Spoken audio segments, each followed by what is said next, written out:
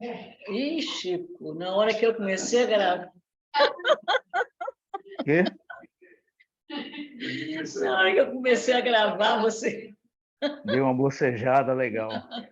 Boa noite, queridos companheiros. É com alegria enorme que nós realizamos mais um estudo do nosso Evangelho segundo Mateus, Evangelho de Jesus segundo Mateus, estamos no capítulo 12, versículo 33, onde Mateus deixa registrada a seguinte fala de Jesus. Nós estamos agora entrando num outro item. Nós estamos seguindo o Novo Testamento de tradução do Haroldo Dutra Dias, editado pela Federação Espírita Brasileira, e nós seguimos a orientação do que está escrito por ele, traduzido do grego. E ele dividiu em alguns itens. Aliás, não foi ele, né? Ele já só seguiu a divisão de outros tradutores que fizeram essa divisão. E agora nós estamos entrando no item A Árvore e Seus Frutos. Dentro do capítulo 12, nós estudamos do versículo 1 até o versículo 32. Agora nós estamos no 33, sob esse título, A Árvore e Seus Frutos. Registrado por Mateus, a fala seguinte de Jesus: ou fazei a árvore boa e o seu fruto bom, ou fazei a árvore deteriorada e o seu fruto deteriorado. Pois pelo fruto se conhece a árvore. E nós vamos seguir, como temos feito sempre, o estudo do nosso companheiro Aloysio Elias da Silva, lá de Uberaba, do Grupo Espírita Eurípides Barçanufo, que vem fazendo esse estudo. Ele chama no seu programa, que já tem 8 ou 9 anos de gravação, ele chama de Miudinho.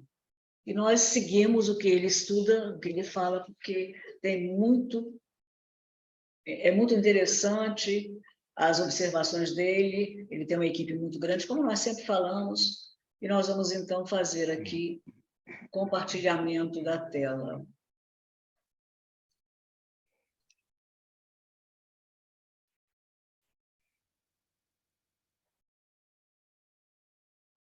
Só que nós vamos jogar um pouco para frente, porque nós já estudamos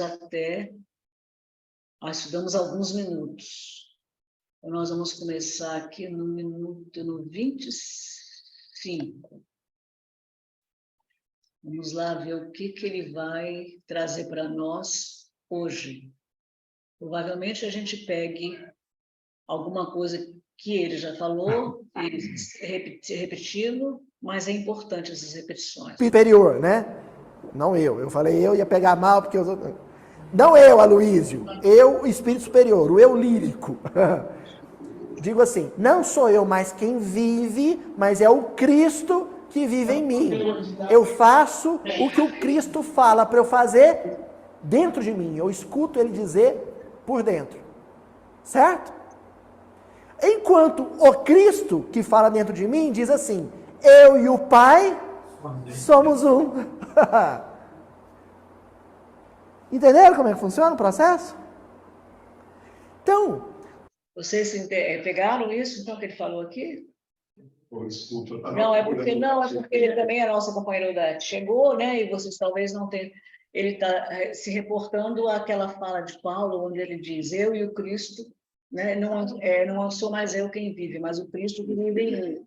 E comparando com a fala de Jesus que diz, eu e o Pai somos um. Só isso. Quando eu sinto uma vontade danada de pegar aquele menino que está na rua, dar um cobertor para ele, um caldo quente, dar um beijo na testa dele e falar assim, conta comigo, amiguinho. Aquele impulso, aquele sentimento que moveu ao bom gesto, é linguagem inarticulada, é o logos dos Cristos em forma de fagulha, de centelha dentro de mim. Certo? Mas o logos a palavra santa desse Espírito,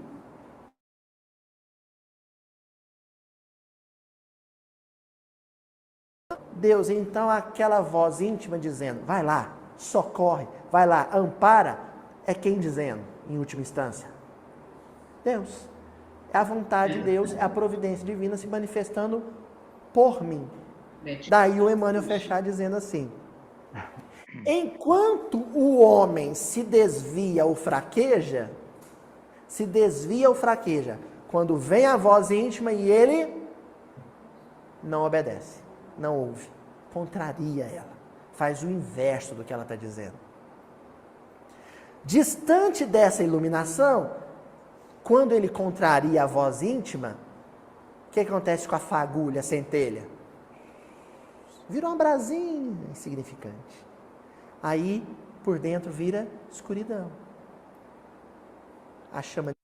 Só lembrando, é bom te recordar, né? Que na semana passada ele estava falando sobre essa centelha que existe dentro de nós. E é uma centelha que vai crescendo, vira um fulgor, vira uma luz, né? E o espírito, quando evolui, ele vira luz. Mas existe dentro de nós sempre uma centelhazinha divina. Todos nós temos uma centelha divina. Então, quando nós sentimos esse impulso de ajudar, que ele está falando, o menino ali, eu vou dar uma sopa para ele, vou dar um agasalho, vou acolhê-lo. A sua centelha divina dentro de você, ela aumenta. Ainda não é luz, né, claro, mas ela... Exatamente. Como se você desse um sopro e a brasa, né? Mas se você dissesse, eu não vou ajudar nada, esse menino, né? Se você não quiser ajudar, aí a sua centelha diminui, quase que a brasa morre. Está ali, porque Deus está dentro de nós, né? Mas é isso que ele está falando. E ele está comparando isso ao Espírito Santo, que na realidade, é uma situação que ele comenta sobre o Espírito Santo, explicando o que é o Espírito Santo, e que tem uma série de explicações que, se a gente não prestar muita atenção, fica meio confuso.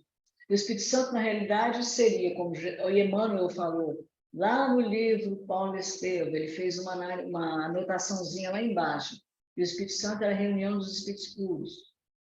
Mas aí ele vai comentar, né, que já em outro lugar, como o Consolador, que é um livro de Emmanuel, que ele perguntas e respostas, ele fala que o Espírito Santo é Deus dentro de nós, e ele justamente está falando sobre essa centelha, que é como se a gente estivesse obedecendo ao Espírito Santo. O que é o Espírito Santo nesse caso?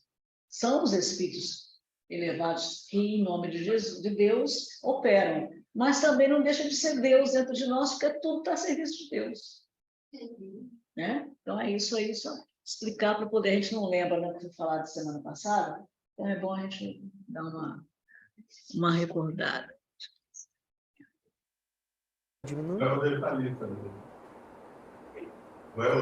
Boa noite, Helder. Boa noite, meus amores. Eu estou no trânsito, eu estou ouvindo vocês aqui, mas estou no trânsito. Que bom, que bom. Então tá, Deus te abençoe. Deus te abençoe.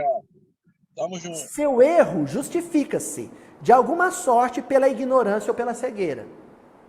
Essa escuridão íntima, para alguém que não conhece o Evangelho, que não sabe nada sobre espiritualidade, tem justificativa. E tem justificativa, é Deus dizendo, releva, releva. Todavia, a falta cometida com a plena consciência do dever, depois da bênção do conhecimento interior, o sujeito sabe. Ele já ouviu falar em Evangelho. Ele já teve 5 minutos de preleição. Perdão. Teve 5 minutos de preleição evangélica. Quem fala isso é André Luiz. Se não me falha a memória, no livro Ideal Espírita. Que 5 minutos de evangelho é o suficiente. Olha só, 5 minutos.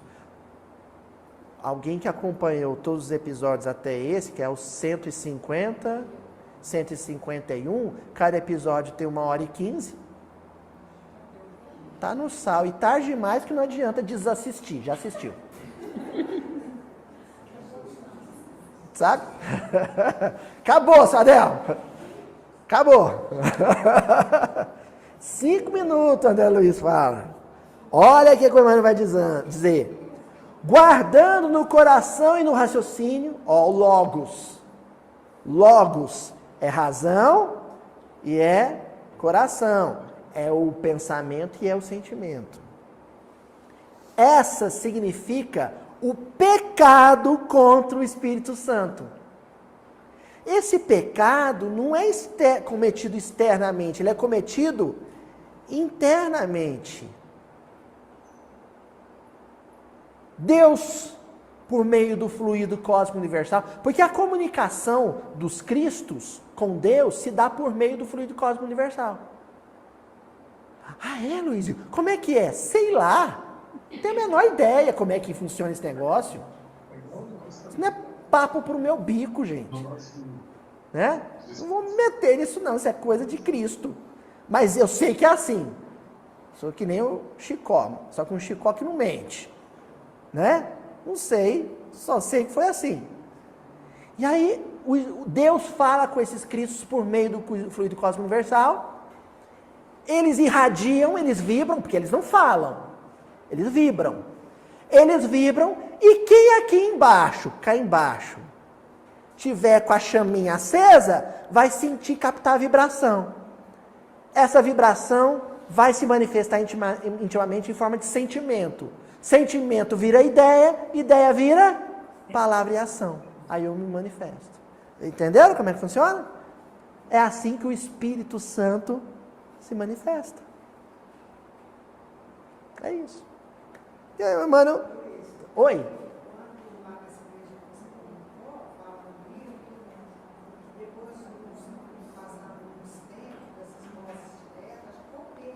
Isso. Olha, nós vamos chegar lá, Euridice. Nós vamos falar delas aqui. Então, olha só que coisa louca que é isso, gente. Quando o Espírito Santo de Deus se manifesta por meio do Espírito Santo dos Cristos, quando o Pai se manifesta através dos filhos primogênitos,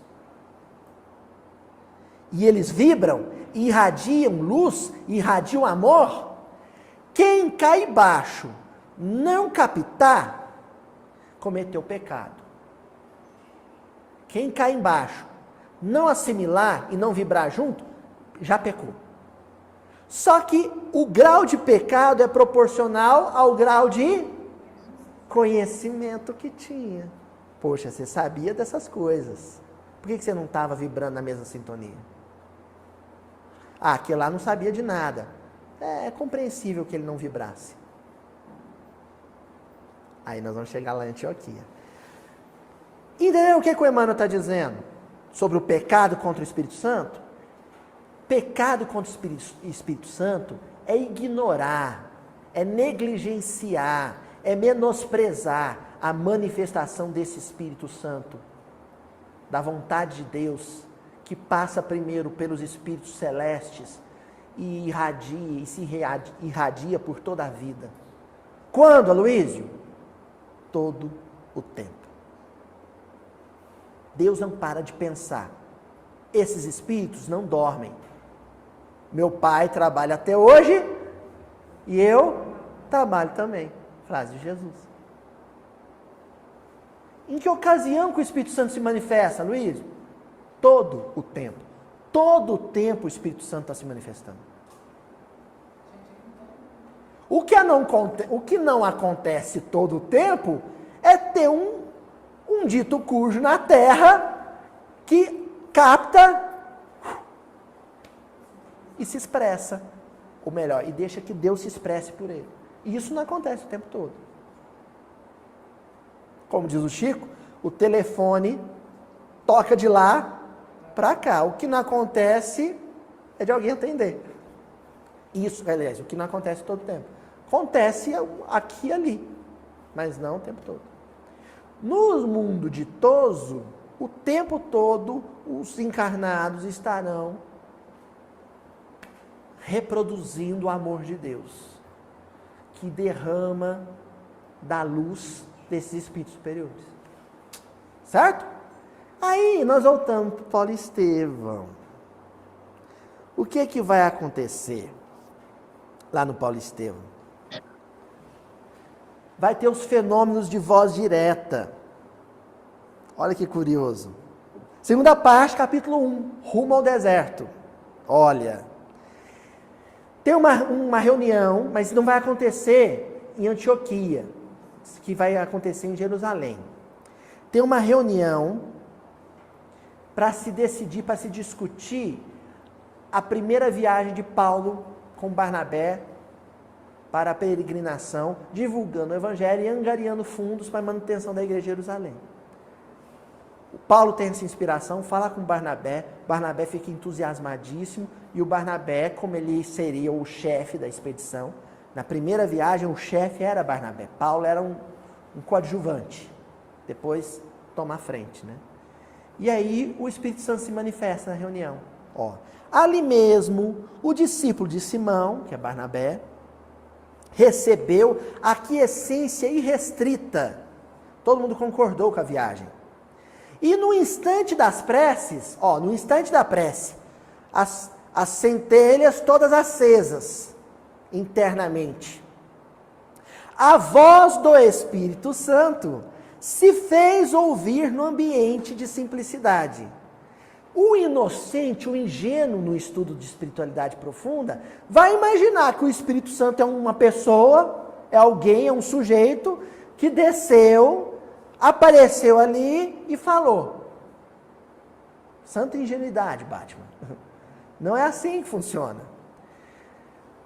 Deus se expressa, os espíritos angelicais prepostos do Cristo sentem o que Deus sentiu. Eles se manifestam por meio da intimidade daquela assembleia que estava em prece. Essa assembleia oferece fluido animal, ectoplasma, fluido mais material, mais denso, para a manifestação. Materializava-se uma garganta, era o fenômeno de voz direta, uma garganta mesmo. O Emmanuel chama de estrutura vocal. Eu quero parar aqui para recordar que nos nossas reuniões antigas, que Júlio participava, nossas reuniões de prece e afinidação, não era materialização luminosa, mas havia muitas vezes a materialização da garganta ectoplásmica. E os espíritos falavam pela garganta. Era uma coisa muito interessante, porque às vezes a gente estava, e nós, obviamente, a reunião se passava em escuridão total, plena, para que houvesse condições, né? Porque luz queima o ectoplasma, né? E para a gente concentrar, e preces, e outros tipos de fenômenos que tinham ali de assistência ao enfermo, aos enfermos. Não era reunião de fenômenos para a plateia, era para se aproveitar o ectoplasma para ajudar. E muitas vezes a garganta era muito interessante, porque a voz às vezes vinha do teto. Aí você dizia, mas de que altura é esse espírito? E aí depois, né, vinha o Zé Grosso e dizia, não, nós estamos falando pela garganta. Né? E às vezes da parede, às vezes na altura da gente, e muitas vezes ela acontecia, aí não era materialização. Que o próprio Júlio saía de lá da sala onde ele se recolhia para se preparar e se colocar à disposição dos espíritos para que os espíritos pudessem utilizar, né, seu ectoplasma, sua mediunidade, ele se levantava e vinha cá na sala. E o interessante é que isso aí vai longe se eu começar a contar. Deixa eu só parar aqui na garganta ectoplásmica, porque esse não é o objetivo de eu ficar contando essas reuniões. Mas a garganta ectoplásmica a gente teve a oportunidade não de ver, né? Mas de saber que... Exatamente. Ouvir a voz direta. Exatamente. Muito interessante. Então, quando ele fala, se alguém, como ele diz, se alguém não... Não é nem questão de ter conhecimento, que ele diz, de espiritismo profundo, né? é questão de você ter tido a oportunidade de participar de uma reunião onde o médium tinha essa possibilidade de materialização e os espíritos se utilizavam dos seus recursos, né, de ectoplasma para fazer essa e outras, né? Vocês sabem daquele material de parafina, né? Trabalho que foi feito em parafina. Exatamente, aquilo muito interessante. Nós vamos prosseguir. E essa estrutura vocal falava a ideia primeira. Isso acontecia, olha que coisa, todo mundo pensa assim, por que não era mais fácil pegar o ágabo, por exemplo, e ter uma comunicação psicofônica? Não. O ágabo era Chaco sempre disso, né? O ágabo era um rapaz que era lá da igreja de Antioquia, e ele tinha mediunidade. Eles, normalmente, os espíritos falavam através dele. Não era mais fácil utilizar o médium, o ágabo, porque materializar uma garganta, não é? Realmente. Pois não? Com licença um instantinho aí, gente, que nós estamos recebendo uma companheira aqui. Pois não? Nós vamos fazer o passe. Vai ter o passe. Tá. Então, ok, Michele. Obrigada, querida. Então, é isso, gente. Não era mais fácil. Esses espíritos são de uma hierarquia tal que não tinha médium encarnado que pudesse oferecer o aparelho para eles. Então, a espiritualidade... Não entenderam? A espiritualidade. Os espíritos tinham tanta luz, eram tão elevados, que eles não conseguiriam utilizar nenhum médium, não tinha capacidade. Às vezes também o pessoal tem a certeza da espiritualidade presente. Também, isso aí é importante. Então, eles faziam, né, materializavam a garganta para poder o espírito falar através dela. E depois vocês vão prestar atenção agora no que ele vai falar, que é muito interessante também. Tinha que recolher, em momento de prece, a expressão de fluido animal desses encarnados, materializar, moldar, esculpir um aparelho vocal e esse aparelho vocal falar o que o sentimento dizia. Olha, aquela voz que eles ouviam, quando falava a voz do Espírito Santo, não era a voz de Jesus. Esse Espírito não tem voz, gente. Acorda, menino! Esse Espírito não tem voz. Espírito não tem voz, o espírito de luz não tem voz. A voz que, inclusive, o Paulo de Tarso, né, ouvia, o Saulo ouvia, não era a voz de Jesus, que espírito de luz não tem voz. Espírito de luz não tem mão, espírito de luz não tem boca, não tem ouvido, não tem corpo. Fala que o Estevão passava aquelas mensagens Sim, para mas ele escrever as cartas. Isso, mas Jesus passava para o Estevão e o Estevão passava para o Mas Paulo. tem um momento, lê lá, quando fala sobre as cartas, que é o próprio Jesus, que falou para ele, você não precisa se preocupar, escreva. Mas, obviamente, eu não tinha pensado nisso, para mim era o próprio Jesus falando. Mas, obviamente, ele está emitindo, não é? Porque ele tem energia, ele emite, eles se comunicam por energia, por emissão, né? Sabe De amor, né? Quando o André Luiz fala que o Espírito de verdade é o próprio Cristo, e várias pessoas, até o próprio Haroldo, falam, é claro, o pensamento vem do Cristo, mas quem faz a comunicação desse João Kardec provavelmente não era o Cristo diretamente, era um espírito tipo João Evangelista, que coordenou, porque o pessoal fala, aquele que coordenou todo o trabalho da doutrina espírita no plano espiritual foi o João Evangelista, que foi o Francisco de Assis. Então, quando fala, o Espírito de verdade é Jesus, claro, o pensamento é dele.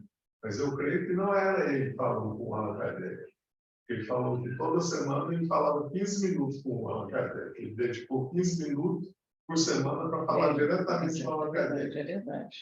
Mas provavelmente não era o Cristo que estava ali. Era um espírito intermediário com o pensamento do Cristo.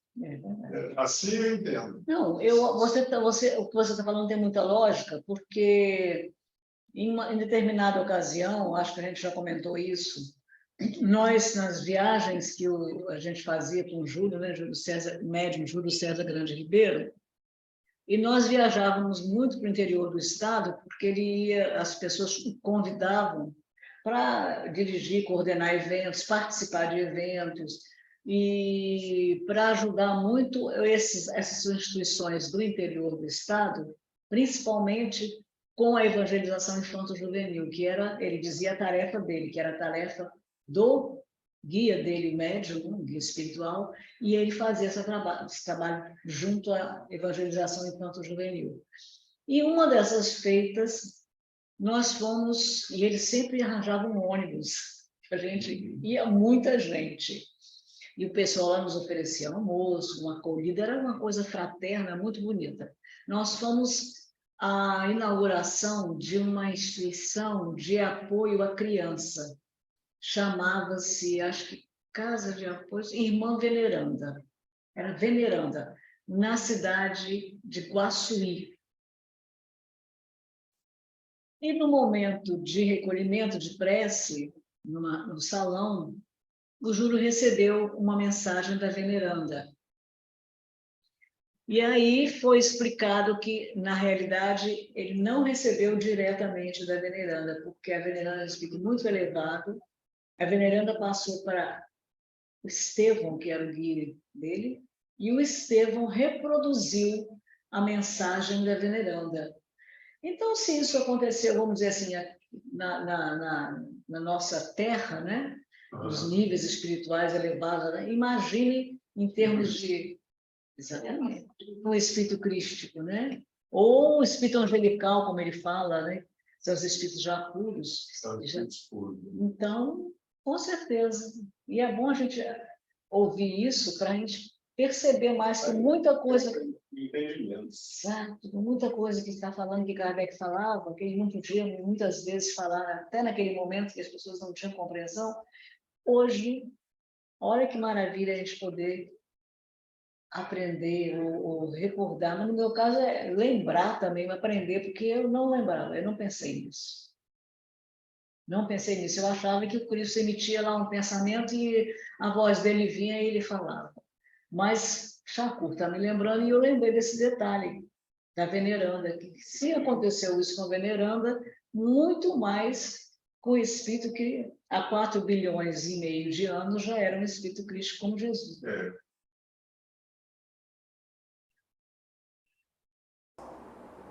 Eles não têm voz, eles não têm boca, eles não têm língua. Eles só têm luz. Luz fala. O Cristo não tem a forma. Do jeito que a gente... A resposta padrão, né? Não como entendeis, né? Lá quando pergunta se os espíritos têm sexo. Os espíritos têm sexo? Não como entendeis. Inclusive, o que você falou, Shakur?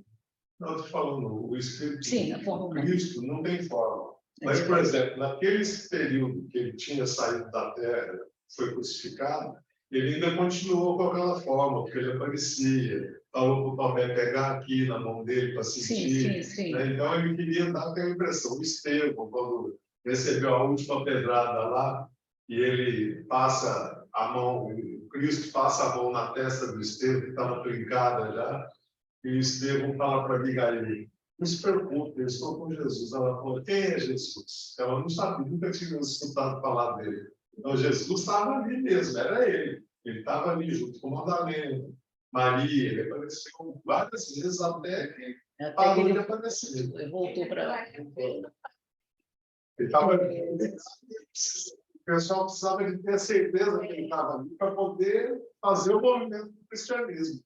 Mas florescer. é importante. A ressurreição dele, né, consubstanciada, provada pela aparição dele, né, foi que deu impulso ao trabalho. Aí, de vez em quando, estavam todos os apóstolos reunidos, inclusive Maria também, ele aparecia. Falava, conversava, tudo. Estavam pescando, ele aparecia, começava a mexer junto com eles. E Emaús, né, foi acompanhando. Emaús. Mas por isso mesmo... Eu não dava para puxar ele. Exato. Por isso mesmo que ele, eu não sei qual, na realidade, o período, o prazo, o tempo, porque cada pessoa, cada fonte diz uma coisa. Mas por isso que ele levou não sei quantos séculos, milênios até algumas fontes, para conseguir chegar à atmosfera da Terra. Muito muito denso. densa, muito escura, muito materializada, muita maldade, vibrações de mal.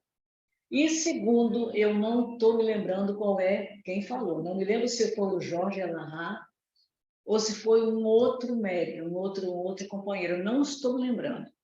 Falou que Jesus também ficou esses 33 anos, ou 30 e poucos, também não se há, também isso aqui não vem ao caso, ficou pouco tempo na Terra, porque ele não tinha mais condições, o espírito dele, de aguentar o corpo físico.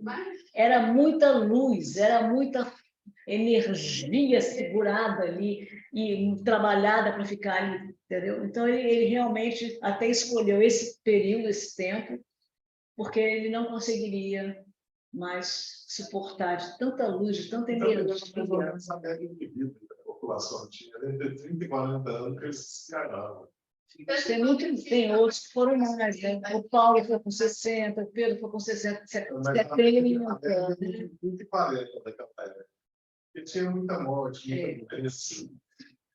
Mas eu achei interessante essa Você passou, acho que dos 80. 90.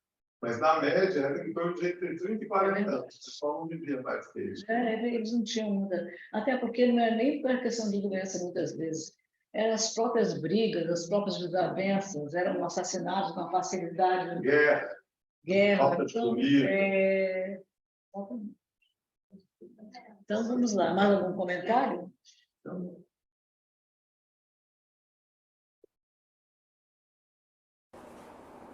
Os espíritos superiores têm voz? Não, como entendeis. E aí o Emmanuel, ele vai relatar. A voz do Espírito Santo se fez ouvir no ambiente de simplicidade pura. Tá certo? Voltando um pouquinho no Paulo Estevão, lá no capítulo 1, Rumo ao Deserto, capítulo 1 da segunda parte já. Logo depois que o Paulo se converteu, entra em Damasco, vai para uma pensãozinha, não tem um tostão, o ajudante vai embora, larga ele cego dentro de um quarto de pensão, sem ter nem como pagar a pensão. Quem aparece para socorrer ele? Quem Jesus disse que apareceria. Quem?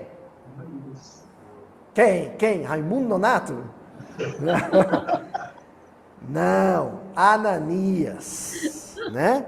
Aí o Ananias, ele estende a mão e cura Paulo da cegueira. A primeira coisa que ele faz, simbólico isso, né? E aí o relato diz que ele vira para Paulo e diz assim: irmão Saulo, replica o interpelado com doçura, o Senhor que te apareceu no caminho... Ele nem tinha falado para o Exato, isso que eu ia ia ele comentar. ter certeza que Jesus que fez E isso. como é que ele sabe? Ele sabia que Jesus apareceu para Paulo, para Saulo também. Exato. Irmão Saulo, o Senhor que lhe apareceu no caminho, primeiro, Saulo não falou com ninguém, né? Ele ficou ali. Exatamente, né? Saulo não comentou com ninguém, ele ficou 2 dias cego dentro do quarto. Ele falou que ele não tinha dinheiro, mas ele tinha guardado umzinho para pagar, depois é que o dinheiro acabou. Mas, quer dizer, e o outro, o Senhor que lhe apareceu no caminho, poxa, mas esse moço está sabendo, né, que Jesus apareceu para mim, né? Ele tem certeza. O Saulo deve ter pensado assim, porque naquela época ele era Saulo, né? Saulo. Ele deve ter pensado assim, como que ele sabe? Não, isso já era para ele ter a certeza. E essa parte, o interessante, Betinha, é que quando Jesus se manifesta para Ananias, não consta isso no livro de Paulo Estevão. Está lá no Novo Testamento, no livro de Atos. Jesus aparece para Ananias e fala para Ananias. Acho que isso aí tem Não, já procurei no livro de Atos. Mas porque eu falei, eu já comentei isso várias vezes. No livro de Atos, Jesus aparece para ele e fala: Ananias, sim, Senhor, aqui estou, Senhor. Quero que vás ele não fala cidade, né? Na pensão, na rua de chamada direita, na pensão de Judas. Judas é o nome do dono da pensão. E cures o meu discípulo chamado Saulo. Ele fala, mas Senhor, ainda questiona, mas Senhor, não sabes, não sabes que esse moço tem perseguido muito dos teus santos? Vá, porque para mim ele é um vaso escolhido. Eu já li tantas vezes sobre ele. Mas eu acho que no Paulo Estevam não está exatamente igual você está falando, mas tem uma menção de que Jesus faça avisa o Ananias para ir lá. Não, ele só fala isso. O Senhor, a única parte que tem essa referência é isso. O Senhor que te apareceu na estrada pediu para eu vir aqui. É só isso, mas não tem. Porque então, eu já procurei. Pediu para eu vir aqui, a gente entende que Jesus apareceu para isso. Foi daí que eu tive. Procurei e vi que o pessoal se referia, quando se referia, aos atos. Eu falei, eu vou achar isso então. E não é difícil, não. O Senhor que te apareceu no caminho, Jesus, da tal falange do Espírito Santo, né? Líder, coordenador, governador espiritual dessa falange. Ou seja, ele está botando mais uma informação aqui. Jesus é o coordenador da falange do Espírito Santo. É o governador da terra. Na realidade, ele coordenava tudo. Claro, com certeza. Os aspectos físicos e espirituais. Ele que coordena tudo. Ele já sabe. E é muita coisa, né? Tem que ser um espírito muito grandioso para manter. Tudo que está para lá, a terra, ele já sabe que vai acontecer isso, vai acontecer aquilo. Pode dar um problema grave de questão de frio. As populações vão correr para lá e para cá. Ele sabe, com certeza. Está tudo dentro da programação certinha. Eu acho também. Os ciclos da terra. Até porque se ele é governador também de outros planetas, né? E devem se repetir, porque esses fenômenos, na realidade, não são fenômenos isolados. Não. São fenômenos da própria lei divina, né? Sim. Inclusive... Essa informação eu não encontrei em lugar nenhum. Não, também não encontrei, não. Isso aí é de fala. Mas Jesus é mais... Uma vez, Chico... Eu tenho que ver onde é que estava isso, porque Chico teve essa referência. Não tem nenhum lugar que está escrito isso. Eu ouço algumas pessoas falar, eles estão levando Jesus de pouso, sem estão querendo levar ele. Né? Isso aí levado, mas eu não vi isso. A informação. Tem alguma coisa falando disso? No A Caminho da Luz que fala que Capela, um dos planetas de Capela, que guarda muita afinidade com a Terra. Você sabe por quê? Onde tem essa informação? Então, aí quando fala que esse planeta guarda muita afinidade com a Terra, aí você deduz... pode deduzir que Jesus coordena lá e aqui. Mas onde tem uma informação que me deixou também com a pulga atrás da orelha, é no livro Renúncia, onde Alcione diz: eu vou pedir autorização a Jesus para reencarnar na Terra. Na Terra. Não, mas... Agora, sim, podia ser autorização, tanto lá em Sírios, e ela já está lá. Sim, mas se ela vai estar lá, para ela sair, porque o moço falou para ela, o mentor, mas você vai para lá, Alcione, você tem sua tarefa aqui. Eu vou pedir autorização a Jesus. Aí eu fiquei com isso na cabeça. Mas também pode ser porque Jesus era, mas para elas pedir autorização, a gente fica pensando. Tem uma informação no livro que chama Religião Cósmica, que é daquele que escreveu Luz Imperecível, como é que ele chama? Eu sempre te pergunto, Honório Abreu. É ele e Espírito falando através do Wagner Paixão. Eu li esse livro. Aí ele está tendo uma aula com Sócrates, lá em Betelgeuse, que é uma outra estrela. Aí ele comenta que os espíritos foram de Betelgeuse para Sírios, onde veio a Alcione. Quando eles foram expurgados de Betelgeuse, foram para Sírios. Alguns já foram expurgados de Sírios para a Capela, do planeta de Capela, e da Capela para cá. Pois é. Então, nós temos que ser passando por esses pontos até chegar aqui. Exatamente. Então, E eu já penso nisso, que de repente, como eles estão interligados, podem ser que estejam sob a orientação de um mesmo espírito crístico, né? Como Jesus, no caso. E dizem também, que aí já é a informação do Geraldinho, eu não quero contestar, que o planeta para o qual os espíritos sairão da Terra irão, que é o planeta primitivo, também está sob a orientação, a coordenação de Jesus. Pode ser, pode não ser, porque cada um desses planetas tem seu Cristo também. E às vezes, quando eu acho que o espírito desse está lá no Obreiros da Vida Eterna, fala que o Cristo planetário, ele quer chegar a ser o Cristo Solar. Um Cristo solar. Aí o Cristo solar quer ser uma constelação.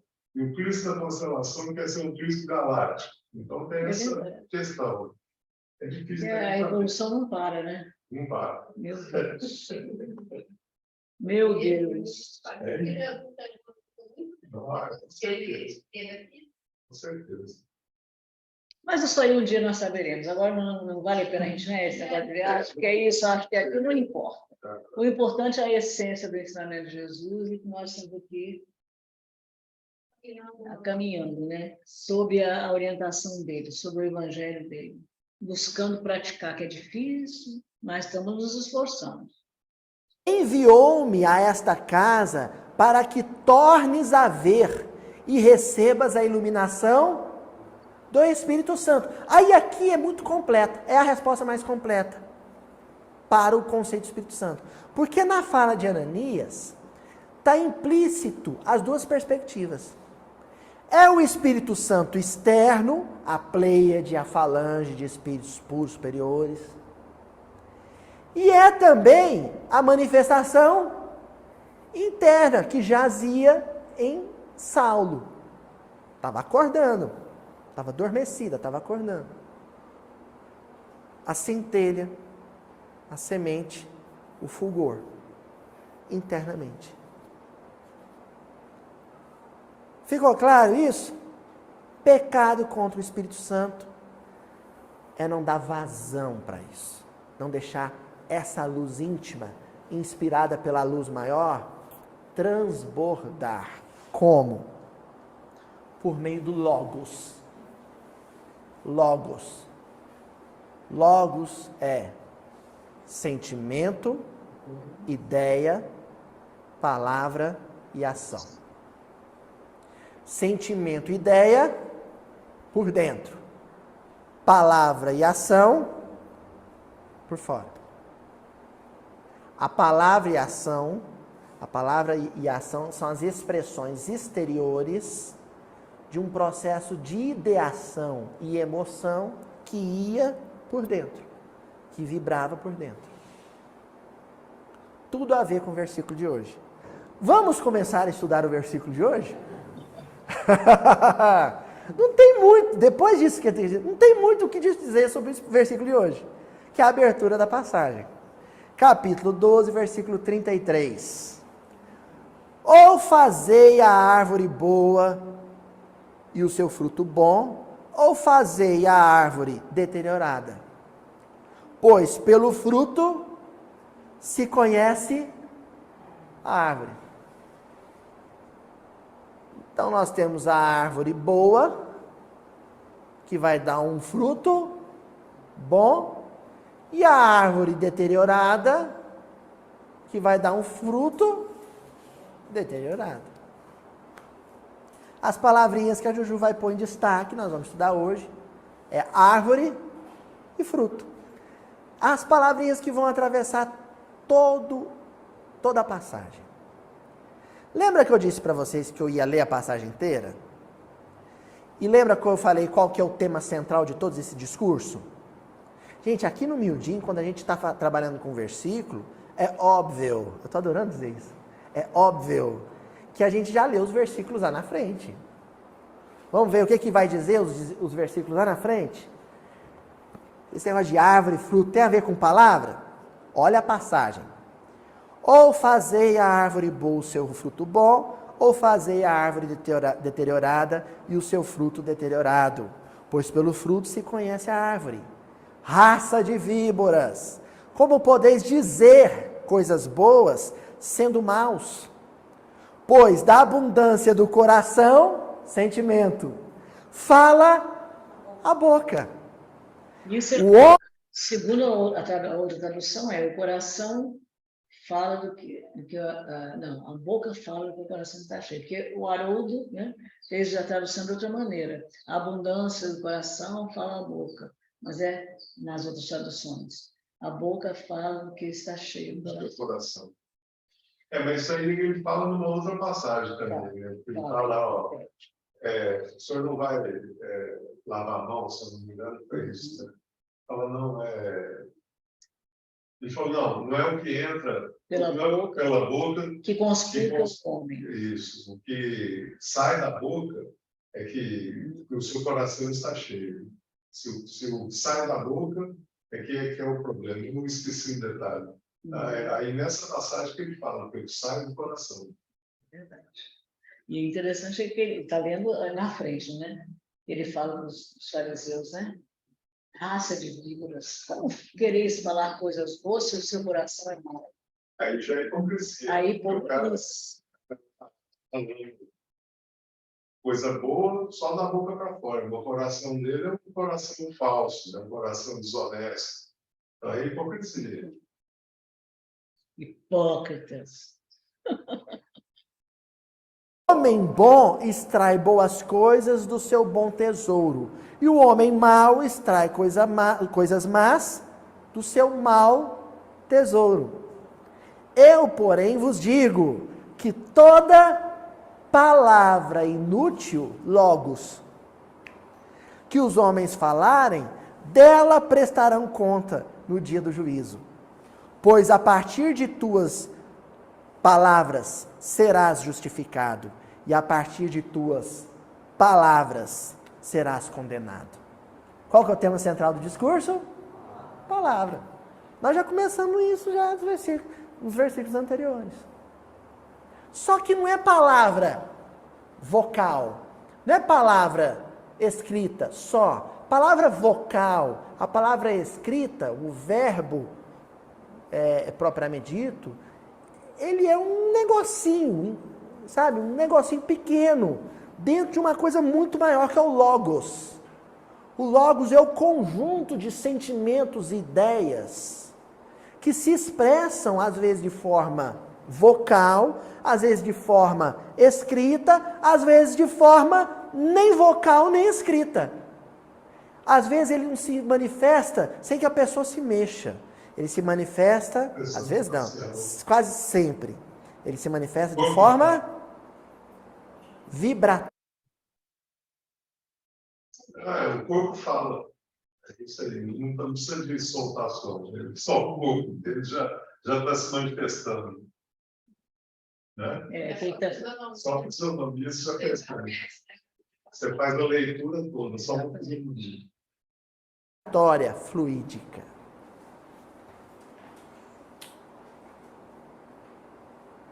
Tá claro isso? Resta agora entender então, nesse processo todo, o que é a árvore e o que é o fruto. Vamos ver primeiro a árvore. Juju, destaca aí pra gente. Na tela. Árvore. Então, vamos lá. Livro Instruções Psicofônicas, já falei desse livro. Um dos 2 livros que resultaram da psicofonia de Chico Xavier. Uma mensagem do Aulus. O Aulus é aquele benfeitor da literatura do André Luiz. Capítulo 41, intitulado Sentimento. Vamos falar da árvore. Sentimento. O sentimento elevado gera o pensamento elevado. E o pensamento elevado garante a elevação da existência. Então, gente, quando você fala de elevação, nós estamos falando de um processo que é vertical, mas também horizontal no caso da árvore, porque a copa, ela cresce para cima e cresce para os lados. Se você for fazer uma angulação do desenvolvimento de uma árvore, ela vai se movimentar numa linha vertical e vai se movimentar numa linha horizontal. Mas uma árvore, normalmente, se ela não tiver nenhuma anomalia, ela se movimenta, no fim das contas, mais no sentido vertical ou mais no sentido horizontal? Mais no vertical. A copa da árvore nunca é maior que o tronco dela. Raramente isso acontece, né? Aí a gente nem costuma chamar ela de árvore, a gente chama de arbusto. A árvore mesmo, ela se movimenta nesse sentido. Assim como a evolução humana. A nossa elevação, ela se dá intelectualmente, sim. Ela se dá no campo do raciocínio, sim. Na horizontalidade, resolvendo problemas práticos, materiais, sim. Mas o objetivo maior é que ela se desenvolva no campo do sentimento, da emoção, do campo da inteligência emocional, da psicologia. E no sentido ascensional, buscando as alturas, verticalizando. Sentimento e pensamento, buscando o alto. Aí o Emmanuel continua.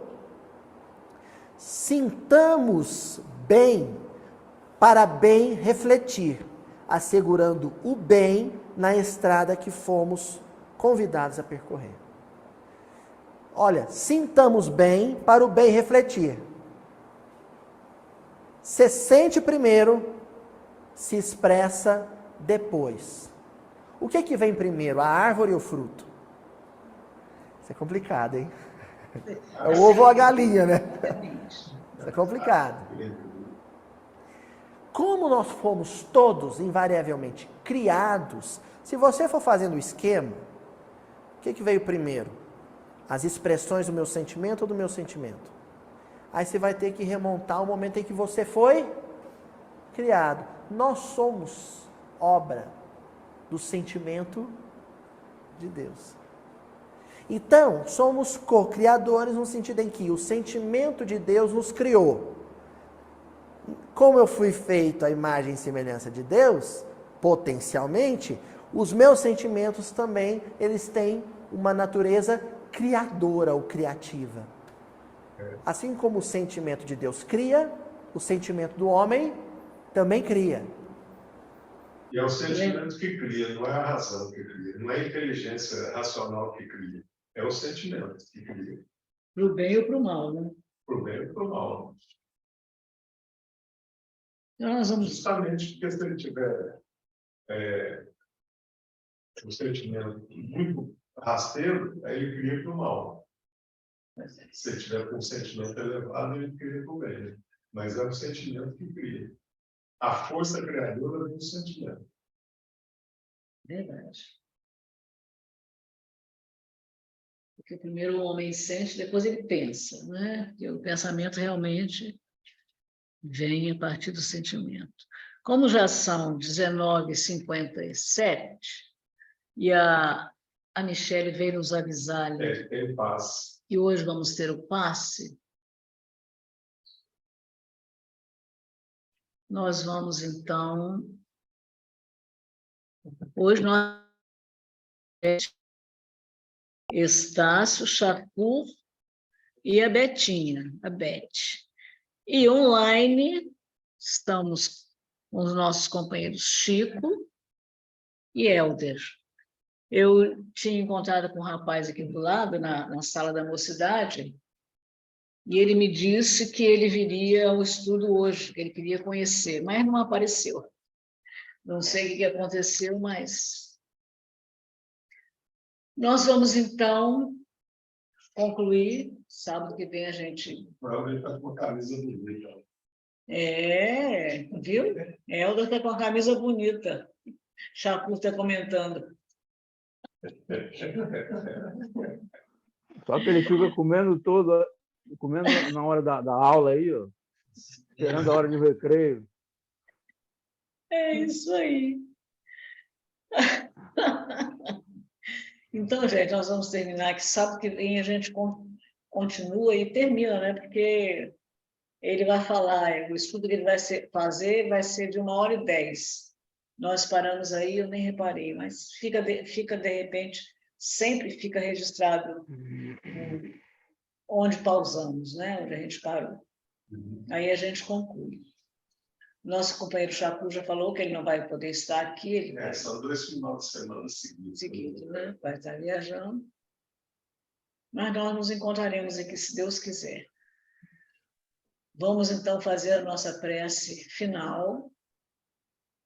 E eu hoje vou pedir a nossa companheira, vou pedir ao nosso Helder hoje para fazer a prece. Tem tempo que Helder não faz prece. O áudio dele está fechado. Seu áudio está fechado, Helder. Tranquilo, é gente mesmo. Graças a Deus. Sempre agradecendo, né, ao nosso Pai amado, as situações que vão aparecendo na vida da gente e a gente tem que aproveitar. Vamos, como sempre, levar o pensamento a Deus Pai Todo-Poderoso, nosso Mestre Jesus, em agradecimento por essa rica oportunidade desse estudo tão edificante, que de maneira simples, mas muito objetiva no expressar, nos salienta na mente a fazer um resumo do que vai acontecendo com a gente em todo o nosso entorno. A gente é muito agradecido por essa turma que trabalha com o mesmo objetivo, esse grupo que é tão maravilhoso, com essas pessoas que são tão especiais em nossas vidas no dia a dia. Pedimos por elas, por todo esse grupo, principalmente os que estão à frente, com esse trabalho tão bacana de trazer a coisa mastigada para a gente poder assimilar melhor ainda todas as situações a qual a gente nos envolve. É muito gostoso e que as bênçãos sobrecaem, vocês que estão à frente, a Giselda, a Chapu, todos os nossos irmãos, os que não puderam estar hoje, que as energias possam estar chegando a todos para apaziguar a mente, o coração e seus familiares. Nós agradecemos muito, pedimos outras oportunidades igual a essas, que possa acontecer em nossas vidas e nós tenhamos permissão para isso. Muito agradecido que assim seja. Assim seja. Eu hoje continuei gravando, mas esqueci que normalmente a gente tem feito a prece depois que a gente interrompe a gravação. Mas não tem importância, não. É bom que os nossos companheiros, né, que irão assistir depois, posteriormente, também participaram da nossa prece. Chiquinho dá um beijo em Luciene, Helder dá um beijo em Marinete. Dá um beijo na dona Juju. A dona Juju está lá. Ainda Aqui, no seu centenário de existência, gente do céu. Eu olho para minha mãe e digo, jamais imaginaria que a minha mãe ia chegar aos 100 anos. Realmente, é uma marca, né? É uma marca, né? De que Chiquinho quase chegou, né, Chiquinho? 98. Né? Eu achei que ela fosse chegar, mas não... Parece que ela quis ir antes, né? Estou cansada também, tanta coisa. Tava. Quantos vocês são? 8. 8, né? Pois é. Quer dizer, agora 6, né? Porque eu falei sim. Ter 8 filhos e ter uma vida, né? De mãe, dedicada, e ainda ajudar os vizinhos, eu sei que ela fazia isso. E é uma pessoa maravilhosa, vai dar muito bem, graças a Deus. Meninos, beijo, bom domingo para todo mundo. Um abraço a todos, fiquem com Deus. Todos tenhamos uma noite abençoada. Então, a Pu está desejando aqui beijo no coração, vocês ouviram, né? Obrigado. Já ouvimos. Tá bom. Fiquem com Deus, todos. Assim seja, assim seja.